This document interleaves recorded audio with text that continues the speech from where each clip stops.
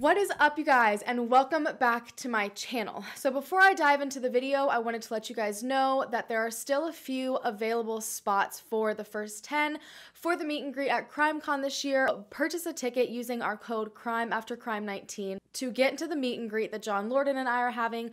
I will say some of the standard tickets have sold out. From what I've seen, they're doing kind of different tiers this year of the standard tickets, and the price has definitely bumped up a couple of times already. So it's definitely something that you're going to want to go ahead and look into if you are interested in going before all the tickets sell out. So now just jumping right on into today's case. So today I'm covering the disappearance of Phoenix Coldon, and I've actually looked into this case quite a couple of times, and the time that I finally put it down on my schedule to sit down and cover it, I noticed that Oxygen was actually going to be putting out a series all about her disappearance. And when I looked deeper online, there was little to no information about her disappearance, and a lot of it contradicted other information that I found. I just felt like I couldn't cover the story in a way that would benefit anyone in that situation, so I decided to wait until after Oxygen had fully premiered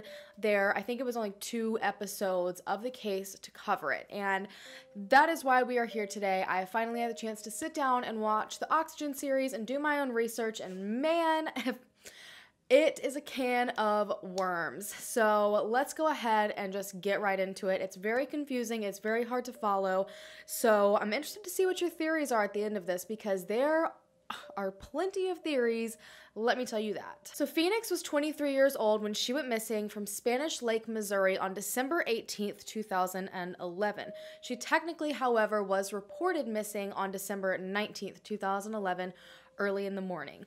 So Phoenix was an only child, and she didn't grow up in Spanish Lake. She actually first was born in California and then eventually moved to Spanish Lake, Missouri, and she was absolutely adored by her mother, Goldia, and her father, Lawrence. Now, her mom had been a single mother until she met Lawrence, so I'm unsure if Phoenix's biological father was ever in the picture. There's not really a lot of information about him, but Lawrence took on Phoenix as his own, and actually her last name ended up changing to his last name, which is Coldon. It had previously been Reeves. Phoenix grew up in a very, very religious household. There were a very particular set of rules and expectations that were put on her. She always went to church. She always had to not just go to church, but participate in church.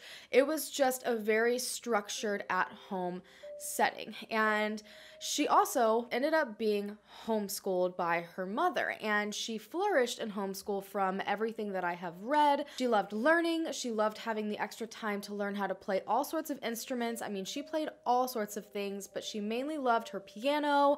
She also was a very skilled fencer. She did fencing, and that's something so totally random and unique that I thought was so awesome about her, and she excelled in that as well. She ended up being the junior champion and did a lot of competitive fencing, and she then ended up going on to attend the University of Missouri at St. Louis, and she had a very, very bright future. But her disappearance ended up showing that she had quite a few secrets and was clearly struggling pretty deeply with something, and to this day, no one is really sure what, and she has never been found.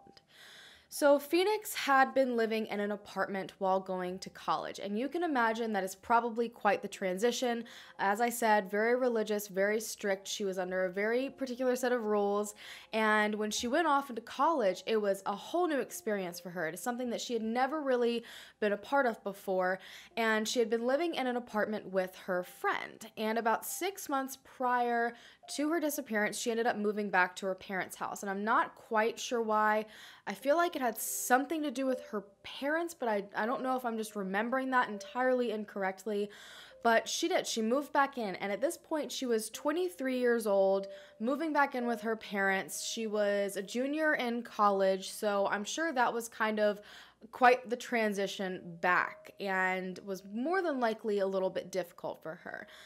But the day that Phoenix disappeared was a pretty typical day. It wasn't anything necessarily out of the norm. She went to church with her mother. It was a Sunday, and she played the handbell and choir that day, which again was very, very typical. There was one thing that kind of stuck out to Goldia as being a little bit strange now that she looks back on it. So Phoenix and her family had been getting into a lot of arguments since Phoenix had moved back home. But again, I don't find that too abnormal. Imagine, not having a lot of freedoms, getting a ton of freedoms all at once, and then kind of reverting back. Not all too surprised. They were having arguments. According to friends, and this is not something that's absolute fact, so don't take it for it, but according to her friends, it was mainly about her not being allowed to see a lot of people. I think even at 23, being back in her parents' home, they gave her a curfew that she wasn't pleased with.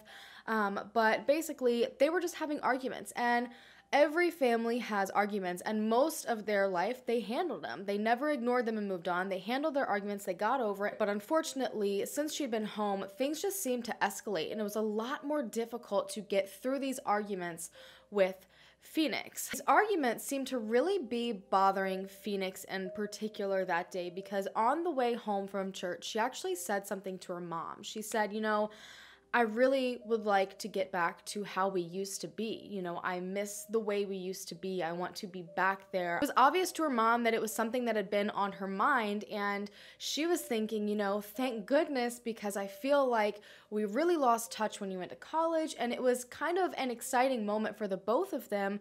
But unfortunately, something happened over the next few hours that prevented that from ever happening. They got home after going to the church and after going to the store real quick, and I've actually seen this part of the story a few different ways from her parents directly. I am not sure which one is correct. They could just be like a combination.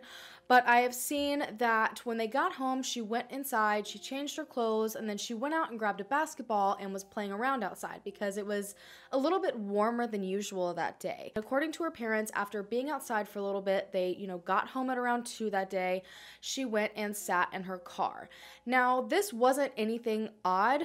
Her parents said that every once in a while she would go sit in her car on the phone, and they did think that was odd, but the whole situation in that moment wasn't odd because it was something that she would typically do.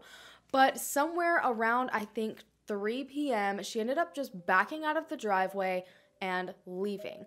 Now, the second version that I have heard is that they still got home around 2, but Phoenix was just in her room, and at around 3, she left, walked into the family room, walked right past her father without saying anything, got in the car, and backed out of the driveway. Now, I'm not sure which one of these is true. I'm not sure if maybe it's a combination, as I said before, but either way, she left without saying anything to her family. And that was completely out of character because, again, they had a set of rules, and she didn't go anywhere without telling her parents where she was going and when she was coming back. And especially if it was, the circumstance where she walked out of her room and just totally walked past her father without acknowledging him, that to me screams that something was more than likely wrong. Now, they were alarmed that she left without saying anything, but they didn't want to jump to any conclusions really, and her father believed, maybe she just went around the corner to go visit a friend real quick. She had a couple of friends in the neighborhood, or maybe she went down to the store real quick, and they fully expected her to be back because she never stayed away from the home for an entire night. She always had to come back home.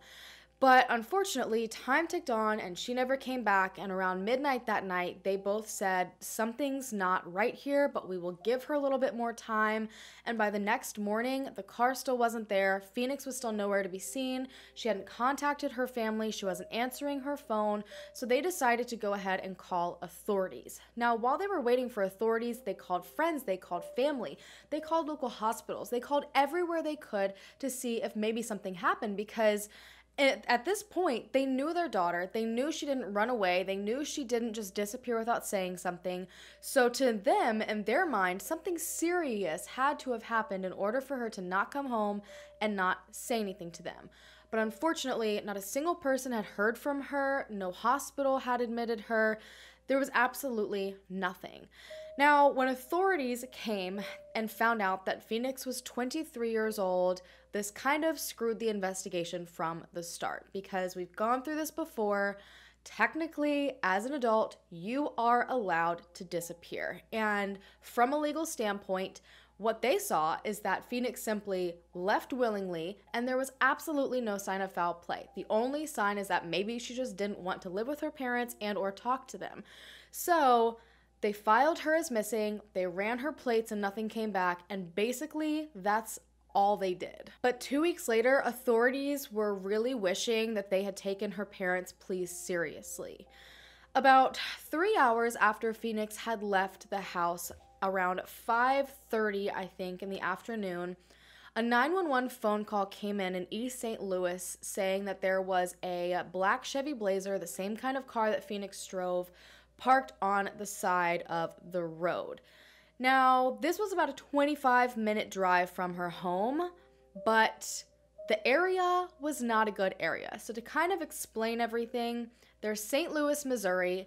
The Mississippi River runs right here, and on the other side of the river is East St. Louis, but that is in Illinois. So it's an entirely different state, totally different law enforcement agencies, and it's not an area she would have been in. It is crime-ridden, it is known for drugs, it is known for trafficking, it is known for horrible crime and behavior.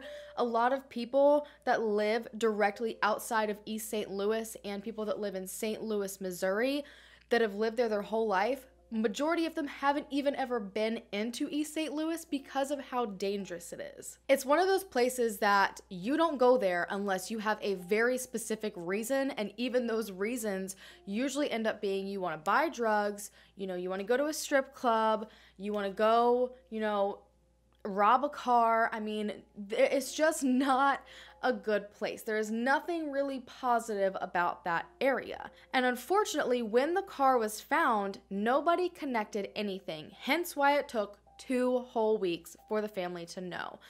So the car, since it was found in a different state, was basically just simply taken to an impound lot, because when the officer got there and ran the plates, it didn't come back as stolen. He did get the registration and see who the car was registered to. He knew this car was out of state, but for some reason, they didn't call the owners of the vehicle or who the car was registered to, which I found very odd. If you see a car sitting in the middle of the road and you find the owners, you'd maybe want to call and be like, hey, why is your car sitting here? But they didn't. So pretty much the car, again, was just taken to a tow lot. I don't think there was ever a tow report sheet that was filed for it. And they also didn't do an inventory check on the car because according to them, there was nothing inside of it. Now, the frustrating thing about this is that it took, again, 2 weeks for the car to be located by a family friend. The officer that came out that next morning on the 19th ran plates, nothing came back. The next day, a female officer came out and ran plates, nothing came back. But when the family friend asked someone to run these plates 2 weeks later, within 15 minutes they had their answers. So now they're really thinking authorities are not working with us. They just don't want to help us. And while that was a huge issue, the biggest issue was the state that the car was found in, and it made everybody's stomach sink. The car had been found apparently facing possibly the wrong way on the side of the road. I've seen that it was facing the right way. I've seen that it was facing the wrong way. I'm not sure exactly which one was originally stated. The keys were still in the ignition. The car was still running. Her shoes were still in the car. Her purse was in the car. Her ID was in the car. And the driver door was wide open. This didn't make any sense to her family because the car was just labeled as abandoned, and to them, this seemed incredibly suspicious. Why would you ever label a car as simply abandoned if you find it in the middle of the road with the car turned on, door wide open? It doesn't make any sense. And on top of that, when they went to go and get the car, there were plenty of things inside the vehicle. As I said, her purse was in there, her shoes were in there, her ID was in there.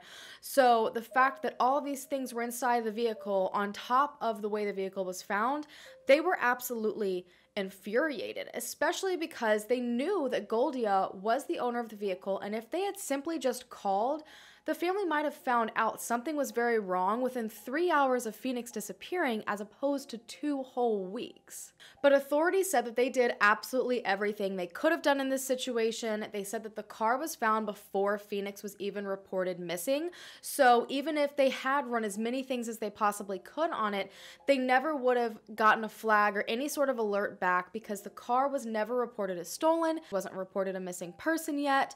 So basically, there wouldn't have been anything that could have happened anyways. But obviously, you can understand why her family was still incredibly upset. And then on top of that, they even had to call and complain because they wanted to have the $1,000 impound fee waived to get the car back, and it was even a struggle for that to happen. It was clear to everyone at this point something was absolutely wrong. Obviously, that was a thought in everyone's mind at first, but now this really solidified that idea. And now it had been 2 weeks since anything had been done to find Phoenix other than what her family was doing. That's a lot of valuable time that they just couldn't get back. And on top of that, the car, the only possible bit of evidence they had not only been moved from the original location to the lot. The original location was never searched at first, but it was also moved around the lot. They have no idea if anyone had gotten into it. Evidence could have been potentially destroyed. It was just an absolute disaster. Phoenix's story was just not being taken seriously, and her family felt that all of the initial steps had not been taken properly all across the board from multiple different police departments, and you can imagine that's probably an incredibly defeating feeling. Phoenix's family had even gone around to multiple different news stations attempting to get her face out to the public because, as we know, exposure is absolutely everything. But unfortunately, no one could cover it because authorities wouldn't give them the go-ahead. And the few stations that considered it for a split second then went on to say, you know, Phoenix's case just isn't interesting enough to cover. That's devastating for a family to hear. That your daughter's case, your daughter's missing person case isn't interesting enough. At this point, authorities did go. They sent, I think, helicopters and dogs out to the location that the car was found, but unfortunately, they weren't able to find anything. The family went around and put posters and flyers up everywhere they could. They kept contacting people, kept contacting hospitals, but nothing was really coming of it. And between the state of the car paired with the location, and everyone pretty much assumed that she had been forcibly taken from the car. This is kind of where the theory sat at this point. Now, as I said, again, the area was really rough, and this specific road that the car was found on was right beside a highway that is known as the superhighway of trafficking. So the only issue with this is that the car showed no signs of a struggle at all. There was no blood. They checked it for DNA. The only DNA in the car belonged to her mother and Phoenix and I think her father. None of this really seemed to be making any sense. But when authorities and her family started looking deeper into the case and kind of deeper into Phoenix herself, more secrets started coming out that showed things may be more complicated than they all originally had thought. And a lot of this stuff didn't even come to light until recently. So, as I stated, there was no information on this case. Pretty much only that information was available when I first looked into this. And since Oxygen has done their coverage on this, plenty of things have come to light. So most people close to Phoenix did not believe that she simply just ran away. Everyone from church that saw her that day and that was around her said that she was acting completely normal. Nothing seemed to be bothering her. She also picked fencing back up, and in the week of her disappearance, she asked for personal lessons again and said that she wanted to start competing again. But then information about the car came out literally just now when Oxygen posted this, I think maybe a month and a half ago. So the story about the state of the car that everyone has heard since 2011, the bulk of the meat of that story ended up being false. All of these years have passed since 2011, and basically majority of this story and everything that people have been going off of has been false. So in this Oxygen series, they decided to go and speak to the officer that found the car, because obviously that would be the first thing on your mind. It's the first big thing they found, the first possible piece of evidence, and they just wanted to hear how the state of the car was, hear him explain it for himself, and it was not at all what they were expecting. And one of the people there was actually the very first reporter to talk about Phoenix's case all the way back in 2011. Now, the car was in fact in the same location that it had always been said it was in. However, it was never facing the wrong way, and it was just simply parked on the side of the road. It was stopped at this stop sign as if someone had run out of gas and got out of the car to go and get more, or had been picked up and taken somewhere. The car was not on. The keys were not in the ignition. It literally was just abandoned. So this idea that the car was running, the doors were wide open, and it looked as if someone had been yanked out, didn't make any sense anymore. The officer said he received the 911 call. He arrived there literally just minutes after the call had been made. There were no lights on in the car. There was no sign of a struggle around the car. It literally was just parked there. He said there were no red flags at all, and when he looked in the car, he just saw a few small things, but he never noticed shoes or a purse or anything big like that, so he just had it towed, and that's it. Now, the thing that bothers me about this, and there are many things that bother me about this, nobody to this day knows where this original state of the car story came from. The reporter, Chandrea, that's been covering this case for a really long time, said she got the story straight from Goldia Coldon. So Goldia obviously was the first person they asked where the story came from, and Goldia didn't remember either, and neither did Lawrence. So no one has any idea where this story came from, and on top of that, if authorities were supposedly working on this case as much as they said they were, you would think that meant that they would go and interview the police officer that found the car. Like I just said, that would be your first step. It's your first big bit of evidence. It was the last place she was known to be. It's like a big hello. Like, yeah, you would go and you would check into that. So either A, they never went and talked to this man, or they quickly would have found out that's not the state the car was found in. They would not have let this information be pushed around again and again and again. Or B, maybe they did talk to this officer and he did give them this story and it is what they believed, but now years later he has changed it. And either way, that's so incredibly frustrating. There was even a private investigator brought into the case in 2012, and again, you would assume he would have gone to ask questions to this police officer about the car, but still, it took until this random interview years and years later for him to say, oh no, that's not at all how I found the car actually. It blows my mind. But as if that doesn't make things confusing enough, it just keeps on getting worse. Phoenix had 2 cell phones, and this is kind of where you're really gonna have to hang in there with me because it gets very confusing and it's a little bit hard to follow. So basically, Phoenix had a cell phone under her family's plan, and she also had her own cell phone that her parents had no idea existed until after she went missing. Authorities told Oxygen that they knew and were very well aware that she had 2 separate cell phones, but Oxygen also portrayed in the same episode that the parents basically didn't have any idea, and they acted as if it was the first time they were figuring this out, which totally rubbed me the wrong way because it really presents the information in a very bizarre and confusing way. But Goldia, in another interview, did say that she knew that her daughter had another cell phone. She said that she found a business card or something like that in her daughter's possessions, and it had a phone number on it. And she went to go check their phone records to see if this number popped up, and it did in fact pop up quite a lot. And that is what led her to a man named Michael. This was apparently a young man that Phoenix was dating that nobody was aware of except for a handful of friends. So, Phoenix had actually not been living with a friend in the apartment when she was going to college, but she was living with Michael, and she didn't tell her parents. She only told, I think, like 2 or 3 of her closest friends. Her mother had even gone to this apartment and, snooped around a little bit and didn't see any evidence of anyone there other than her. This number was on the family bill, and this didn't match up with some of the stories that her friends were saying.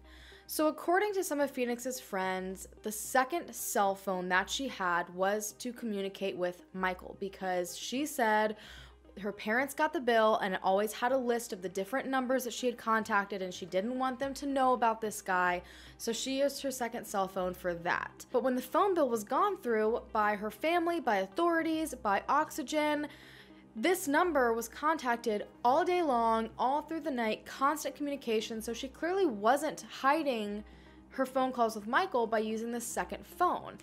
So now everyone is wondering, what's the real reason she had the second phone? If it wasn't to call her secret boyfriend, then why on earth, was it there? She even told some of her friends it was to call her secret boyfriend. This doesn't make any sense. But at this point, they're all kind of focusing on Michael, because who is this guy? Where did he come from?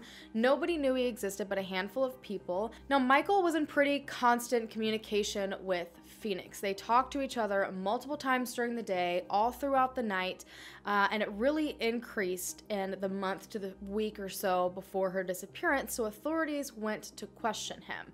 Now, he told authorities he hadn't spoken to Phoenix at all the day that she went missing, but when they looked into it, they found out that he was lying. He actually called her around 9 in the morning, closer to 10, and had a 6-minute conversation with her, and then at 1:46 p.m., she ended up calling him. So right around when they got home from church and from grocery shopping, but she was sent straight to voicemail. It was only a 1-minute call. And according to the phone company, the only time that happens is when you're sent basically straight to voicemail. So the odd thing about all this is, first of all, that he lied and he did talk to her that day. But the next odd thing is that he never tried to contact her again after she disappeared.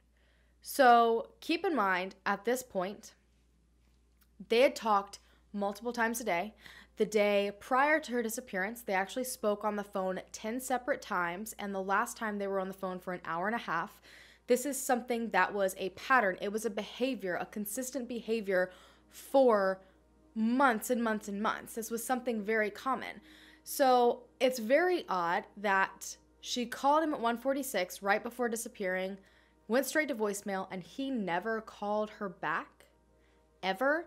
She wasn't on the media at first. Her parents didn't know about him. It's not like they contacted him to say she was missing. Because of their constant communication, you would think either A, he would call her back if he simply just missed her phone call, or B, he would just contact her regardless, because it's something that they did. So it really makes you question, why on earth did he stop calling her? Maybe did they break up that morning? Is that what happened in their 6-minute phone call, and that's why he stopped calling her? Maybe he's like, I broke up with her, I can't do this anymore. I also find it odd in that same scenario that she left the house pretty shortly after she called him and didn't get an answer. Did she maybe go to see him? And on top of that, if neither of those are the case, it makes you wonder if he knows that she wouldn't have answered the phone, and that's why he didn't call. It's just odd that he breaks a pattern right when she goes missing. Authorities have said that he has been the most cooperative person in this investigation. They have said that he has been the most upfront person in this investigation. They have said, and I quote, that he is 100%, their exact words, not a suspect or a person of interest whatsoever. But her family is not convinced of that, because when they asked him again about what the phone call was about the night before, they spoke for an hour and a half. He didn't remember a single thing about the phone call, had absolutely no idea. I don't know about you, but when you talk to someone for an hour and a half, that's a pretty intense conversation that wasn't typical for them from what I've seen. So something tells me it was very important, and it's really unbelievable that he just simply doesn't remember what it was about, especially being one of the very last conversations he ever had with Phoenix. And they hadn't just been dating for a little bit. She technically moved into this apartment with him when she was 19, and she was now 23. So the Oxygen series actually tried to reach out to him. They called him a couple times. They got no response.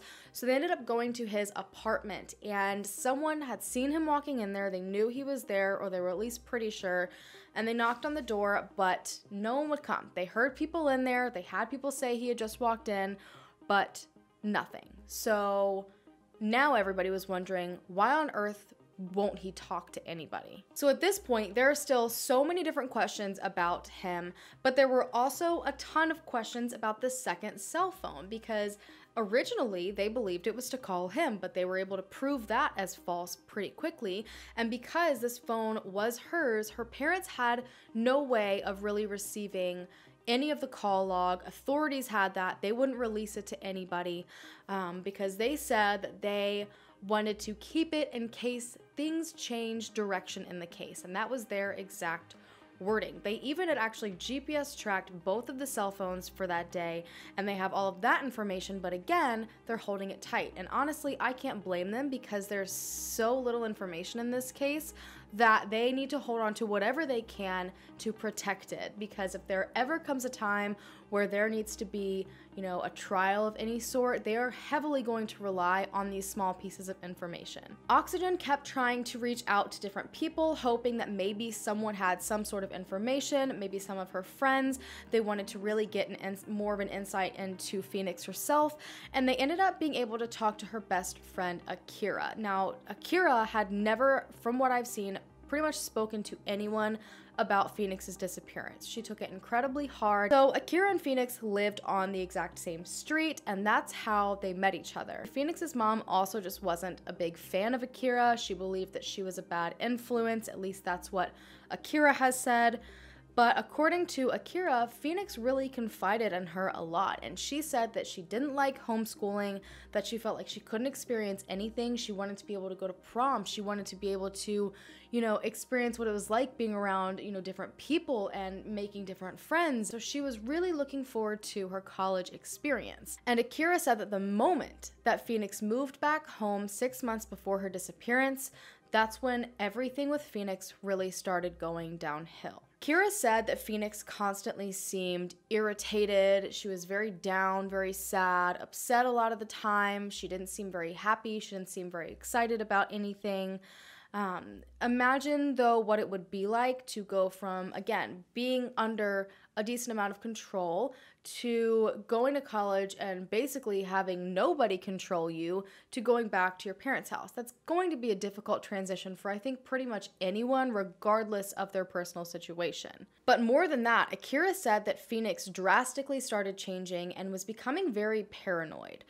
Apparently, she told Akira that she thought somebody was following her, and even Goldia apparently said at the park one day that someone was watching them. But neither Goldia or Phoenix would really elaborate on what they meant by this, and Akira just kind of brushed it off, thinking they were just being paranoid and crazy, and didn't think much about it. She was just in a state of constant paranoia and fear, and it didn't make sense, and she just simply wasn't acting herself. On top of that, they were able to discover that Phoenix had actually not been attending school that semester. She had not signed herself up for any classes, and she had not told anybody.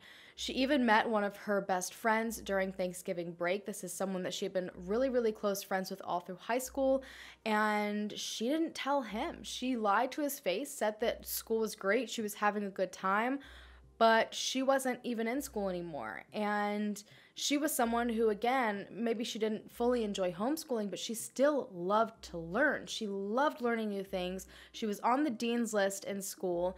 So for her to suddenly stop going behind everyone's back, it was just confusing and shocking to everyone, but still more kept coming to light. Only a week before Phoenix went missing, her and Akira got into a small argument.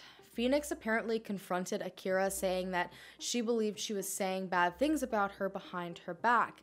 And Akira told her, you know, I would never do that. You're my best friend. You know, why would I ever do anything like that to you? And Phoenix, for one reason or another, pulled out a knife. Now, Akira says she has no idea if, she ever intended to use it on her or if it was just to scare her or threaten her or anything, but this was 100% not Phoenix. Phoenix would never pull a weapon on anyone, and this was incredibly alarming. And Akira said, what are you gonna do? You're gonna cut me? Like, what are you doing right now, Phoenix? Like, what is going on? This is not you. And Phoenix basically wouldn't answer, wouldn't respond to her, and all she said was that she was packing up her stuff and she was leaving. And Akira kept saying, where are you going? What are you talking about? Like, what is going on in your head right now? And Phoenix simply just ignored her. I find it interesting though, because the moment that Phoenix pulled a knife is when Akira mentioned something about Phoenix's boyfriend. Now, this is when Akira told Oxygen about something else that no one was aware of, pretty much except for her. According to Akira, Phoenix was really in the process of trying to figure out how to break up with Michael. She didn't want to be dating him anymore. She didn't know how to go about leaving him. So instead, she basically just started dating other guys without telling him, without doing anything. And she ended up meeting another guy also named Mike that she went to school with. And this Mike worked at a phone store. He was able to give her discounts, get her free stuff, hence how she ended up getting a second phone. And she used the second phone just to speak to this particular Mike. Now, according to Akira, she fully believes that Phoenix was dating both of these men at the exact same time. She can't say for certain because, again, Phoenix started really closing herself off. But she does know that Phoenix used this second phone in order to contact him so she wouldn't get caught. Basically, in the week before she disappeared, she had a falling out with her best friend, a falling out potentially with her boyfriend. She was irrationally acting out and pulling weapons on people. She was dating multiple men at the same time. She got herself a burner phone. It just was so obvious that something was so very wrong. And a video that was found in the Coldon's files seemed to really prove this idea even more. So just about a month before she went missing, she ended up filming a video of herself in her car, and it was incredibly hard to watch. I don't know if I will be able to get it. I have no idea if Oxygen's like copyrighted it or something. I'm gonna try to look. If not, it is in the 2 episodes. I think it's in the second one to be more specific. But basically, she was having a breakdown in the car. She was obviously upset. She kept saying that she wanted to start over. She said that she needed to see things for what they were. She was praying. She was asking for help and accepting that there are things she cannot change and that is okay. She was saying that she cannot express her emotions to people, specifically anger or when she's mad, because she ends up saying things that she doesn't mean and she hurts those closest to her. She was saying that she wanted people to just take her seriously and that the only person that doesn't fail her is herself. And it was heartbreaking because she said that she couldn't even remember the last time that she had genuinely been happy. And you could see from the look on her face that she was heartbroken. Then one of the most telling things that she said was that she would probably be in a better situation if she had just stuck with how she used to be. And then she went on to say, and I quote, "I might as well ride in the back with all of the cops up in here." Based on her statement that she should have stuck with how she was and she wouldn't be in the situation, it makes it seem like it's very possible she got into college, an environment she was not familiar with at all, and she ended up hanging out with the wrong people. She ended up doing things maybe to fit in with these people or to be accepted. And unfortunately, it got her in a bad situation that she couldn't get out of. So while there had always been this idea that maybe she was somehow abducted or put into trafficking or, this or that happened, it started to come into question if she was mentally not in a good place and if maybe she potentially would run away or if maybe she, possibly ended her own life or, something had to be going on. So Oxygen kept on trying to figure this out, and their next step was to go to track down cell phone Mike to figure out what the heck this guy might know, because at this point, this is the second boyfriend popping up out of nowhere, and they ended up stumbling across a pretty terrifying fact that he had a restraining order on him from a previous girlfriend. Now, they were in fact able to talk to him at first, not because he, I think, willingly wanted to talk to them. They literally caught him walking out of his house, but he told them that, you know, they would have to reach out to his lawyer, that he couldn't say anything. He gave his lawyer's contact information, but when Oxygen contacted the lawyer said, you absolutely can talk to him. There's no reason that you can't talk to him. So they're like, wait a minute. So basically, he just gave us the runaround so we'd go away. And so they contacted him again saying, hey, your lawyer said you can talk to us. But he never said anything back. They went to his ex-girlfriend to see what on earth this restraining order is about and, you know, when they were dating, if she knew anything about Phoenix, and they got even more petrifying information. So apparently she was dating him for about a year and a half, and they first started talking because he was into music and they were going to make music together and it was going to be great, but none of that really ever happened. And about a year and a half into the relationship, he slowly started becoming very abusive physically and mentally. He would tell her horrible things. He would push her down and hurt her. And she said that right around Christmas time, right when Phoenix disappeared, she caught him looking up missing persons cases, specifically Phoenix's case. And it wasn't just hers. He also was looking up other missing persons from Chicago, and she thought it was the strangest thing ever, but she did notice that he particularly kept on going to look at Phoenix's case. So she started questioning him about it, and he always said, I'm just interested in this, which I can totally get. That's, you know, why we're all here. And he was saying, you know, I'm a psych major. This is something that, you know, I'm very, very interested in. I want to understand it. So she didn't really question it, but then she kept noticing he kept particularly looking at what exactly was happening in Phoenix's case and the direction authorities were going. Almost like he wanted to understand where they were going next, what they were thinking was happening, what they were thinking, you know, happened to her. So she kept on pushing, and he eventually cracked and said that Phoenix was a customer of his, and after more pushing, he cracked and said that they had a sexual relationship. Obviously, this caused a massive argument because that means that he had been in a sexual relationship with Phoenix while dating this girl. And at one point, he finally snapped and said, "Why are you so worried about a girl that's dead anyways?" Now, at the moment, the ex-girlfriend wasn't really thinking about what that meant. She wasn't thinking it did mean anything. She was assuming he was just speculating. But now, everybody that knows about this is wondering why on earth he would assume that she's dead and if he knows something, especially since he gave them the runaround about his lawyer when he could have easily talked to them and he knew it. This was the mess of the case. This led them down so many different routes. There were so many secrets that were being uncovered, and the family just had their heads spinning, but unfortunately, people would continue to take advantage of the situation. They ended up becoming the victims of a massive hoax that cost them a lot of money, and if I'm not mistaken, ended up having their house foreclosed.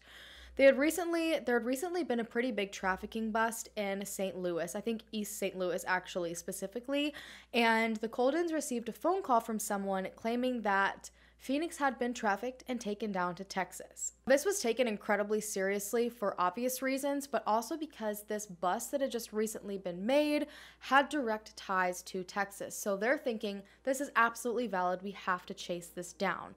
So they spent a ton of money sending private investigators and all sorts of people down to Texas. I mean, this was months and months, and every time they would get close, the person would say, oh, no, it's actually this location. And they basically, in the end, ended up admitting, I've just been running you around in circles. I actually have no idea where Phoenix is. So I have no idea how her parents are hanging on like they are, because that is devastating. It lost them so much money. It lost them their home. And, you know, I can't even imagine what that must have felt like to hear after months and months of hoping that you will find your daughter and thinking you have an idea of where she might be. And then there was another massive tip that came in. And this one, when I heard it, had chills all over my body. There was someone that Phoenix went to school with, and she was on a plane about 2.5 years after Phoenix's disappearance, and it was a plane going from Las Vegas to St. Louis. Now, this woman had already been seated in the plane, and she looked up and noticed that 3 or 4 Black females, all very attractive, all wearing really nice clothes, really nice jewelry, were walking onto the plane, and she locked her eyes on one and she said, "Phoenix?" She swore up and down this woman was Phoenix. And as soon as she said that, this woman looked directly at her, and she didn't stop walking or anything, but she looked, immediately responded to that name and said, "Oh, do I look like someone?" And the woman said, "Yes, you look just like my friend Phoenix." And as soon as she said this, the woman totally ignored her, disregarded her, and just walked right on past. When the plane landed, this friend of Phoenix's was so shaken up, she was physically shaking, she was scared to death, and she ran straight to authorities the second she got off the plane and said, "I'm pretty sure I have a missing person that was on my plane. Please call someone to come and check.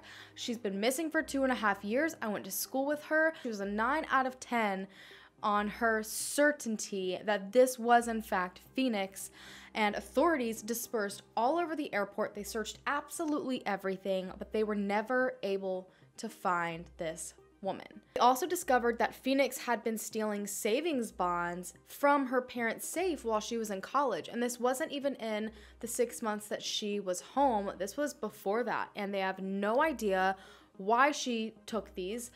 She, I think, got around $2,500. They don't know if she spent it. They don't know if she saved it. It's just, again, that was something totally out of character for her. And she had even stumbled across 2 birth certificates, and they both were hers, because one of them was for Phoenix Reeves, and then the other one was from when she took on Lawrence's last name and became Phoenix Coldon. So this then threw in an idea that maybe she found this and was like, "Oh my gosh, this is my out. I can, run away, and I have got a name no one will recognize me under that I can use to get a new license and this and that." They decided to look into the idea that she had now taken on the identity of Phoenix Reeves. And when they searched it, there are only 4 Phoenix Reeves in the entire country, and one of them had everyone losing their minds. There is a Phoenix Reeves that they found that popped up 2 weeks after Phoenix's car was found. And if that is not bizarre, I don't know what is. This Phoenix literally did not exist prior to this moment. There was no birthday listed, there was no social security listed, only the name Phoenix Reeves and some random address from Anchorage, Alaska. So they had never seen anything like this before in any of their searches, so they decided to go up to Alaska. And they didn't have a ton of hope, just because this name only existed for about 6 months before it disappeared again. But they went to the address, and the person there had no idea who Phoenix Reeves was. This person had owned the house for years and years and years. No one in the neighborhood recognized her. No one recognized the name. And while this didn't lead them to any answers, I cannot help but think this so has something to do with her disappearance. So now, all that's really left of this are the theories, and there are quite a few of them.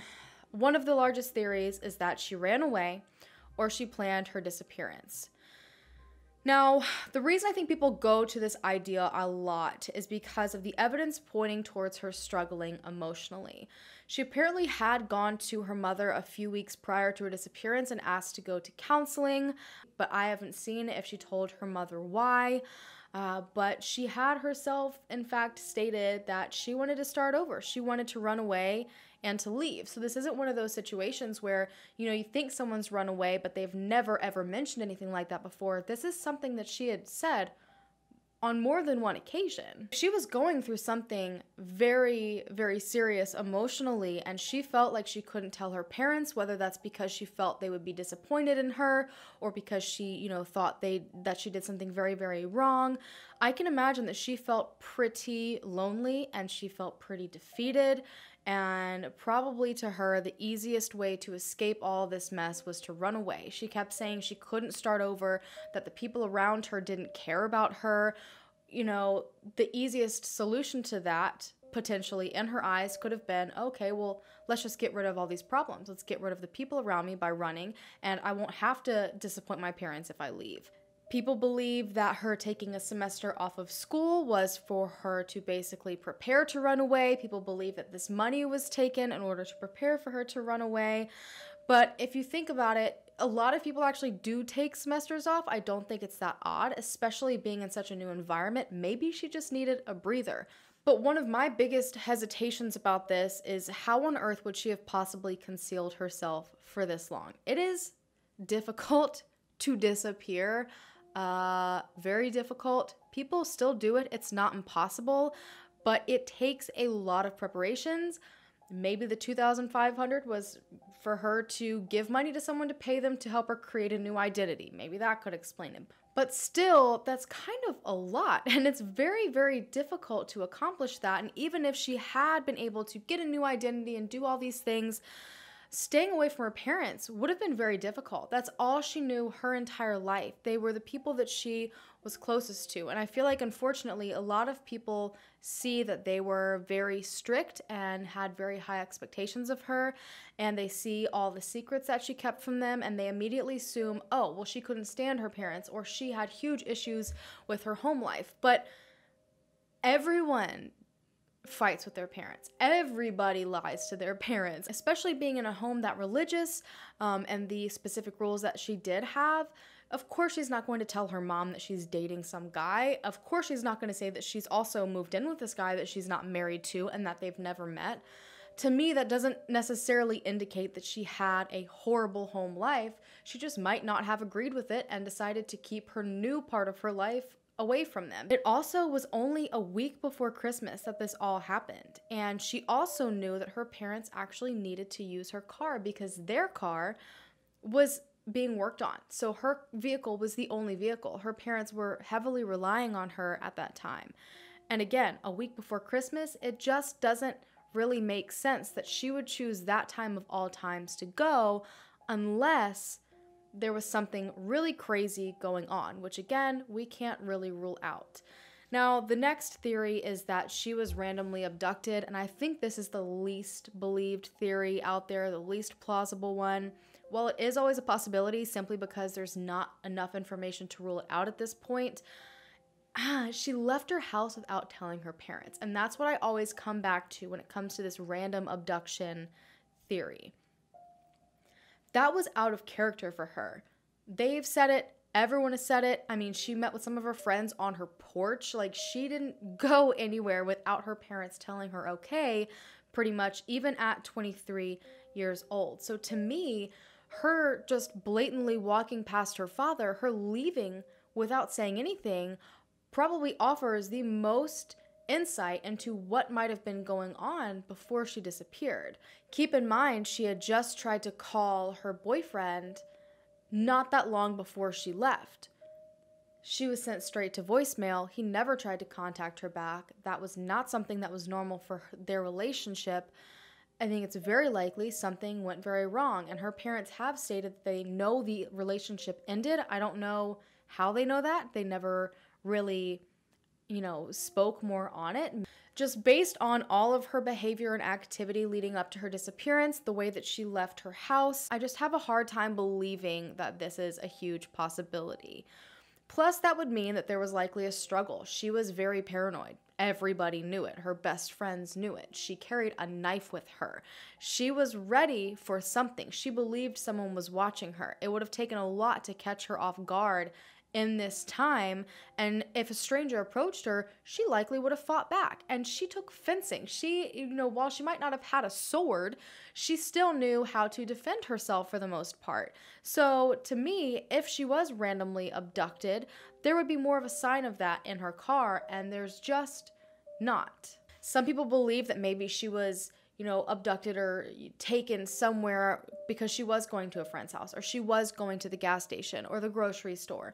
But again, in that case, that means someone would have had to have then taken her car all the way to East St. Louis, and no one else's DNA was found in the car. So then there is the largest theory, and that is that she was put into human trafficking. After all, the car was found in an area that's well known for trafficking. I think East St. Louis is actually top 20 in the country for trafficking. And if she was trafficked, it's possible that maybe she was at the wrong place at the wrong time, and maybe everything from the second phone to the drama with the boys, all that was just typical young adult issues. Maybe we're just looking too deep into it. Or maybe because of all these issues, she was very, very vulnerable.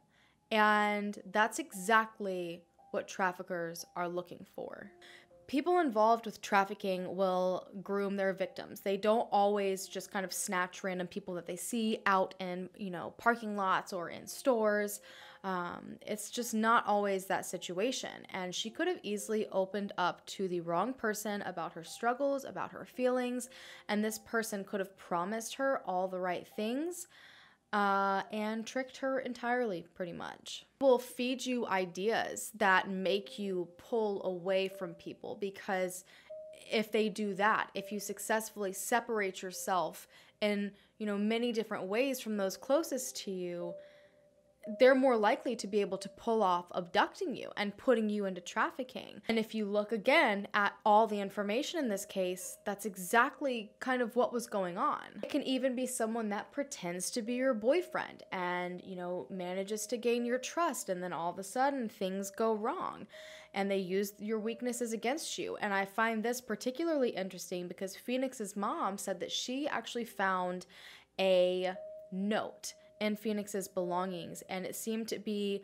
sloppily written down as if she was writing very, very fast, and it appeared to be not her own thoughts, but her writing down a conversation, and she had a really hard time deciphering it. But when she started looking into it, she figured out that it said, "Figure out what you are going to do before 2012, or I will show you what I can do about your parents." Someone very much so, because of this, could have basically been threatening her parents if she didn't do whatever they needed her to do, if she wouldn't, submissively disappear. And I find it interesting that it said, find that out before 2012, and she goes missing, only 2 weeks before 2012. What if she ran out of fear? What if she started separating herself from her parents? What if she started separating herself from her friends because someone was threatening them if she didn't do what they said? All I could think about, with her running away is that she didn't take any of her things. If it was this planned runaway because she was just upset or going through something, I feel like she would have taken something. And the one thing that I kept thinking of is, if you are in fear of your life or someone that you care about, if you're in fear of their life, you're not going to take anything, you're going to take off. Traffickers are masters of manipulation. And it literally takes the smallest thing to successfully get a woman stuck in trafficking. And Oxygen even spoke to a trafficking survivor, and she said that they basically take one act that's deemed shameful and they hold that over your head to make you scared to go back to your family, because what will your family think? And in a situation like this, her family's incredibly religious. If she just did the smallest thing, they could hang that over her head so incredibly hard. Everyone close to her has said that she is so incredibly smart. She would never choose a lifestyle like this on her own, but she was also very, very naive, and she appeared to be very, very desperate in that moment. And it's likely that she could have easily been tricked, especially being in the middle of such a crisis that she seemed to be in. I just keep kind of getting stuck, however, on the location of her car, because like everyone has said, she had no reason to be over there. So to me, one of the biggest clues of what might have been going on would be where she was headed. No other DNA was found in her car, so it's a very slim chance that someone abducted her or did anything somewhere else and then dropped her car off there. Based on scientific evidence, it is more likely that she dropped her car off there and something happened in that location. Her school was the opposite direction, so she wasn't going back to school. This is just kind of where all the secrets really start to hinder the progress. But the one thing about secrets that sticks out to me is usually, more times than not, someone else knows your secret or someone else is involved. I find it very hard to believe that she went off that day heading somewhere and not a single person in her life knew where she was going or had even some inkling of an idea of where she was going. A few of her friends refused to talk, and something tells me those friends are the ones that might have known where exactly she was going that day. But unfortunately, because she had so many secrets, even from her friends, there could be someone out there that holds all these answers and no one knows about them. Theories just go on, and the speculations just go on, and the family still has absolutely no answers. The private investigator says that he believes that the most likely scenario is that she went off on her own. I think he's mainly basing that off of the money that she took. I don't understand that theory personally, but again, I don't have access to all of the information, so I can't really say what my final conclusions are. Her parents don't believe at all that she went off on her own. Trafficking is terrifying and it is absolutely real, and while it might not be the scenario that's happening in this case, I think it's very, very important for everyone to look into it and know how to protect themselves from it. But that's it for me today, you guys. I want to say a massive thank you for taking the time out of your day to listen to Phoenix's story. So I just want you guys to know that every single view on here is important, and it shows that there are people that care and there are people that know, and there is a possibility that this information can spread and hopefully bring forward some answers. Please share her picture if you possibly can, and her story as well. It doesn't have to be this video in particular, but even just speaking about it can get the word around and really maybe light a fire under someone who at this point might either feel guilty or maybe be in a situation where they feel safer to come forward. You really just never know. But I'm gonna go ahead and go now. Don't forget to hit the subscribe button to become a part of the Hallan fam, so hopefully we can bring them home together, and I will see you guys in my next video. Bye.